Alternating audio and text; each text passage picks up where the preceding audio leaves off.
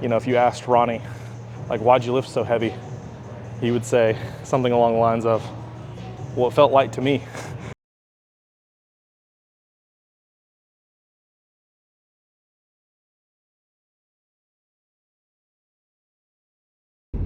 Welcome back to Texas. Yeah, got on a late flight last night and got into Dallas probably around like 1 a.m., give or take. So we are back in the homeland post-Olympia. Curious what everyone thought about the Olympia and specifically the outcome last night with Derek, Samson, Andrew, etc. Brandon Curry coming back, doing big things, getting 4th place. That was really cool to see, obviously because we share a coach. But yeah, overall, I think it was a pretty great experience, pretty cool outcome. One thing that was kind of top of mind was like, how would Martin have fared? You know, obviously he wasn't in prep condition, but I have a hard time thinking that if Martin was, you know, Olympia level, in that Olympia shape that he brought, that he probably wouldn't have taken, you know, 1st or 2nd, and bumped up from his 4th place spot at the Olympia. So just some things to kind of consider. I think overall Derek deserved it.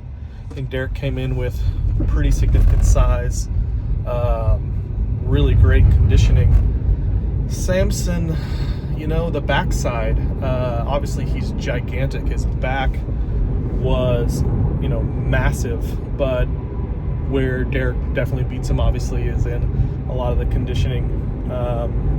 And then like glutes and hamstrings. I think honestly, the more I look at Samson, obviously super impressive, massive, has so much more room to grow. But I think his massive quads, you can, what's that Doja Cat song? You can see it from the front.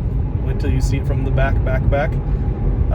That's kind of the case. Is you see a lot of those quads kind of like spill over into the backside, making his hamstrings and just overall legs look really big. But I think overall his glutes and hamstrings kind of lack a lot of definition compared to a lot of the rest of his body. So, I mean, this is me, an amateur, you know, one-time competitor, opining on the best in the world. But just my thoughts. So I'm curious in the comments below what you thought. And do you think that this is going to be kind of a repeat for the Olympia? Where does Hottie fare? Where does Martin fare? You know, maybe some of the other people that weren't in this, in the Arnold, you know, how do they show up? So, yeah, we are on our way to Adapt Fitness, the one and only. We're going to get a back day in, a bicep day, just kind of a upper body pull day, no hinging, no deadlifts. And then we are going to just kind of chill and rest, recover, and try to get kind of our circadian rhythms back in action. Yeah, late night flight, going under a tunnel overpass. So yeah, still a little sleepy, waking up a little bit, just had some breakfast. Not a great breakfast, but tried a new place, didn't really like it, very bland, very boring. And yeah, so we shall see how that fuels us for today's performance. But let's not talk about it, let's be about it and get after it.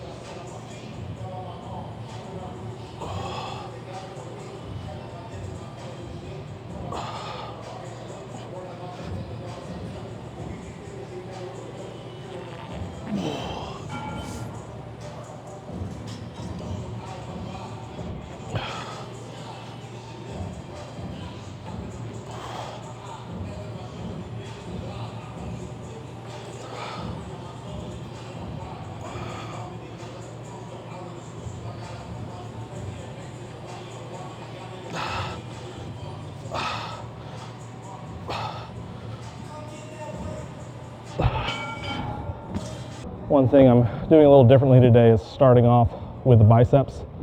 My back is probably one of my best muscle groups, strongest muscle groups. Biceps, one of my weaker muscle groups, just arms in general. So kind of just after some discussion this weekend, just gonna play with hitting the biceps first, forcing those to work a little bit harder whenever we're having a little bit more energy earlier on in the workout. And then of course, as a accessory, they're gonna have to work a little bit harder with all the compound pulling exercises and stuff we do too. Not to the extent that they'll be limiting, but just they'll have to work harder. The lats and everything will still take the brunt of all that work, but we'll see. We're gonna see how that helps, you know, the arms grow and kind of catch up, especially the bicep needing to be brought up a lot more than probably my back does.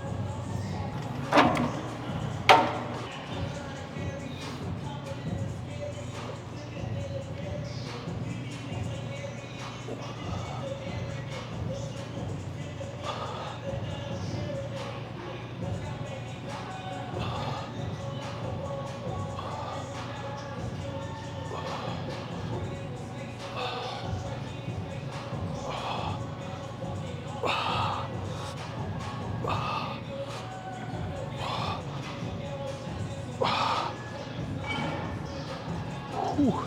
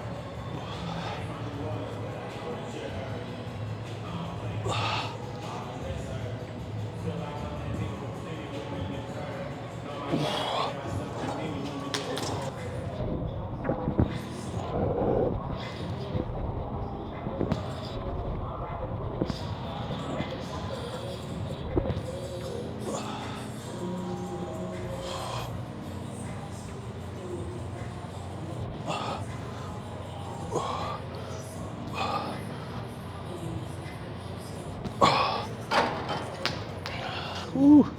Like always, but if this is your first time watching, we're trying to hit it from both a lengthened and shortened bias position. I know, again, a lot of talk right now about the lengthened phase and, you know, lengthened partials, stretch position, stretch biases, all this stuff. All that really means is we're putting the most mechanical tension on the muscle and really prioritizing getting to that every single time, even if it means we're not getting all the way to a shortened, contracted, concentric position. But really, why not just do both?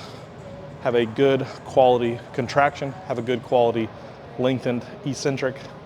That doesn't mean necessarily that you're really taking advantage of like a lot of tempo or like slow eccentrics. I find sometimes that can cause so much fatigue without really a considerable benefit.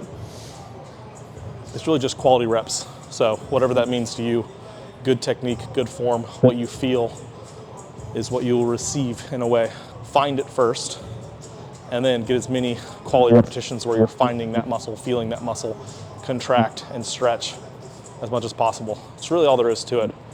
We try to get all technical, we try to get all, you know, scientific or this is better than that or all that stuff. It's just quality reps where you're feeling the muscle you're trying to grow, trying to get stronger. Feel that muscle every single time and just go as close to failure as you can.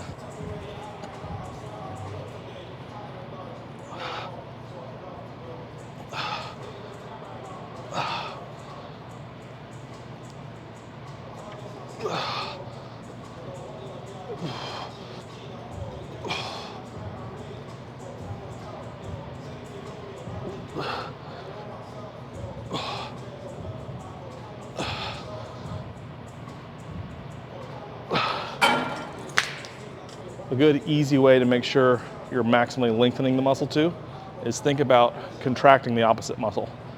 And if you don't know what an opposite muscle is, think about the function that you're doing, right? So in the case of a bicep curl, I'm closing off, decreasing the angle of this joint. I'm doing what's called elbow flexion. So the opposite of flexion is extension. So bicep, tricep, right? Tricep extends, bicep flexes. So when I'm getting into the bottom of a bicep curl, I'm eccentrically loading, lengthening, lengthening, lengthening. I then think about contracting my tricep before I think about recontracting the bicep.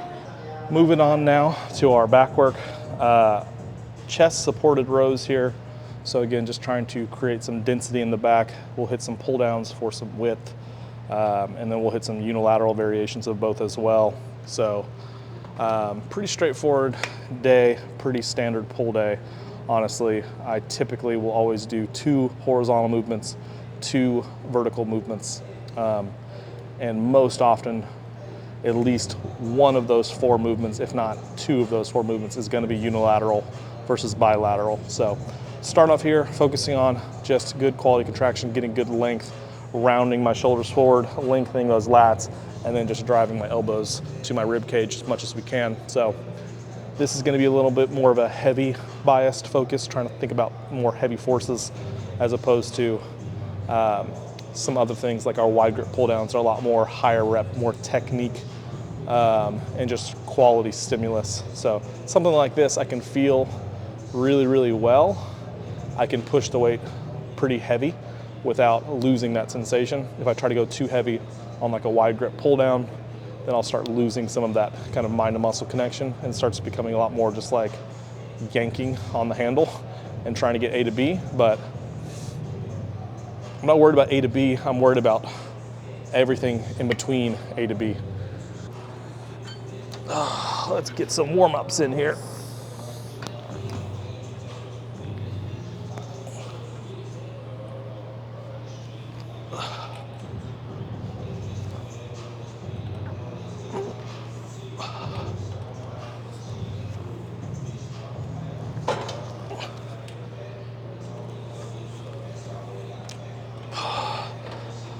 Felt good. Definitely gonna max this thing out today though. You know, Jay Cutler, Ronnie Coleman, they did a panel at the Arnold that was pretty cool, but the concept of like how you should train, for example, like 2 people that were, you know, arguably some of the most successful in the sport. Ronnie for sure. I mean, Jay's got what, 5 Olympias? Ronnie's got 7, I believe. But you think about the concept of how they trained, you know, like Ronnie Coleman known for just lifting ridiculously heavy weight, and then Jay, like, not really, like a little bit more of a conservative approach. And someone talked about, you know, if you asked Ronnie, like, why'd you lift so heavy? He would say something along the lines of, well, it felt light to me.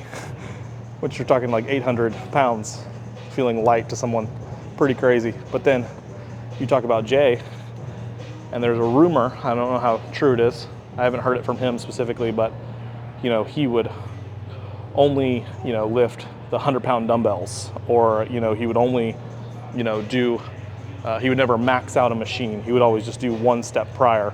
And the concept of trying to make a certain weight as difficult, as productive, as heavy as you can, even if you could go heavier. It's something I think a lot of new and amateur level, you know, lifters definitely need to conceptualize this.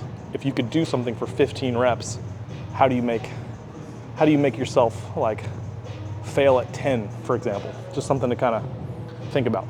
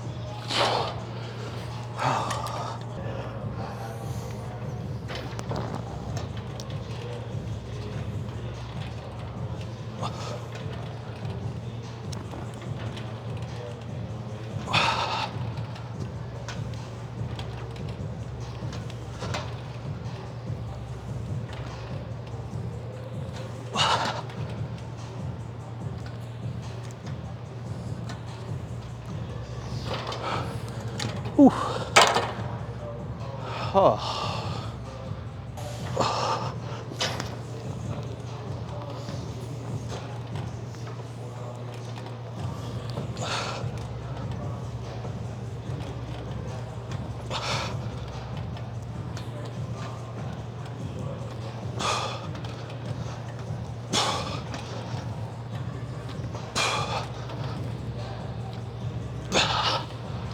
Ooh.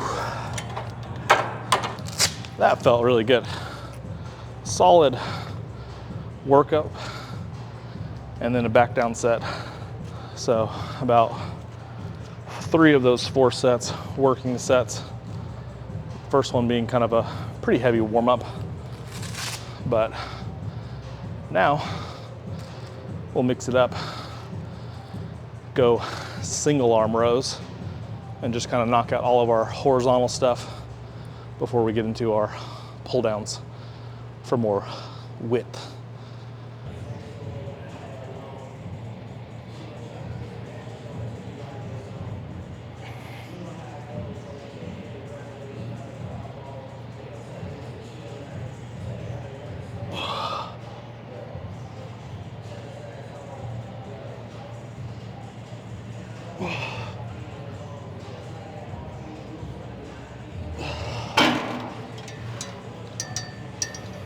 Yeah, using this cable variation, it's great because you can use the arm to brace your body and just focus on pulling. And of course, obviously using a functional trainer, you can vary this arm so much that you can pull, you know, from a slightly higher position to a lower position, you know, more neutral from low to high.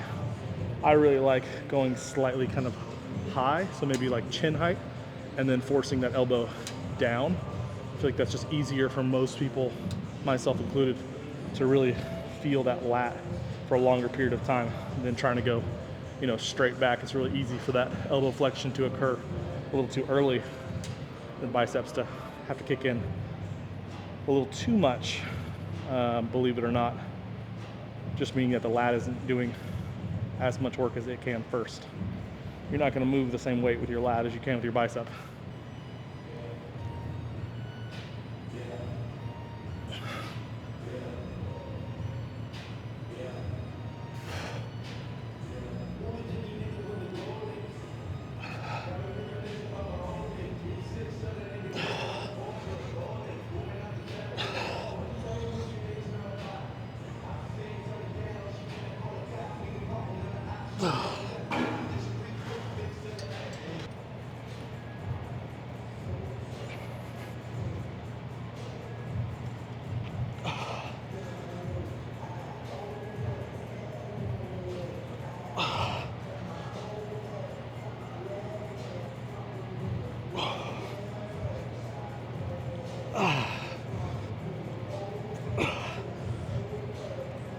Ooh.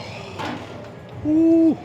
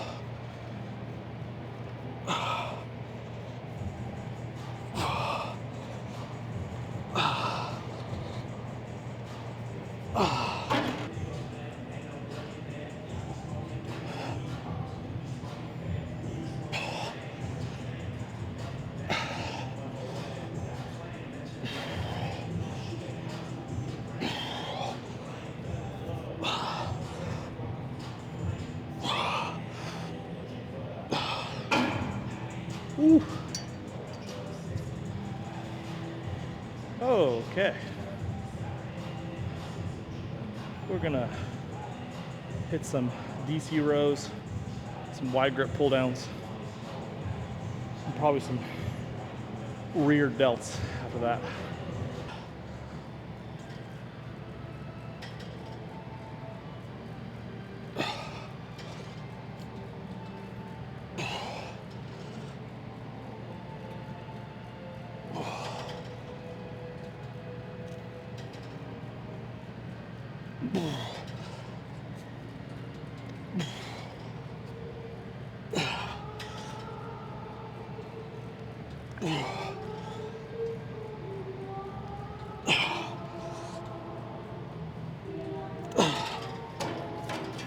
Yeah, so in doing this movement more and more, what I'm realizing the key benefit really is getting so much of a stretch in that top position that you don't really get, right? Because even when you're doing like a lat pull down, if you're not like leaning back a little bit, when you get that full stretch position, a lot of it becomes, there's only so much your lat can stretch before other things start kind of kicking in. Your shoulders kind of protract a little bit, your spine starts lengthening, your rib cage starts flaring. There's so much that can go wrong with that. With this, because the emphasis is like, honestly, it's funny that it's called a dog crap row for different reasons, but you essentially kind of look like a dog crapping because you're purposely trying to round your spine, keep your hips, you know, flexed, and pull from that lengthened position into kind of this like hunched over, abdominally crunched position. And really what that's kind of allowing me to do is get a really stretched, lengthened position without all that stretch, you know, deviating to other parts of the body. But also what's allowing me to do is that arm path is almost like a pullover, really. So whenever I'm pulling, I'm initiating that movement. My elbow is doing like the majority of the work to drive down like this, with obviously a little bit of elbow flexion. And so really, same thing with like a pullover, you're getting this motion here, but you're getting so much stretch at the top and generating probably significantly more weight than I would be able to do with a pullover. So just a better overall leverage position. Not saying that it's better than a pullover. I'm just saying it's kind of like a pull down pullover hybrid. So if you don't have a pullover machine, you know, this might be a great thing to add. And if you don't, or if you do, honestly, no matter what, this is a great movement. I've become a big believer in it. I feel like it's tremendously helped my shoulder health and my overall lat development.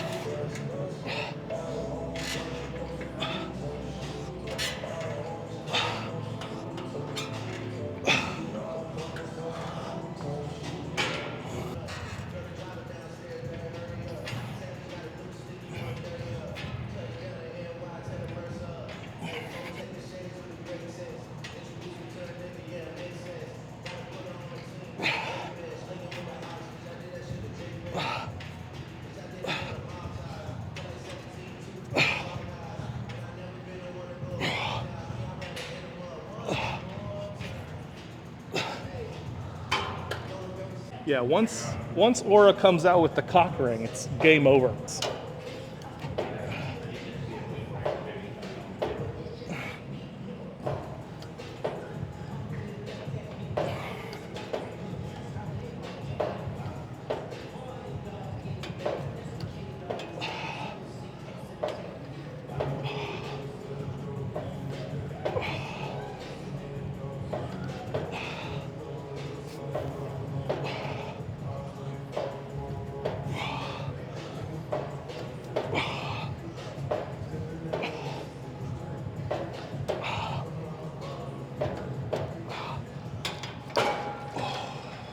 So that is a very rear delt biased, shoulder biased, teres minor biased pull down, where I'm trying to focus on trying to pull the handles apart the entire time. So the range of motion, I'm not getting my elbows as far down as I normally would, but it makes a big difference in terms of just keeping the teres, major, minor, infraspinatus, all those supplemental shoulder muscles engaged for much longer. A lot less lat, and just helping build a little bit more symmetry and definition in the back.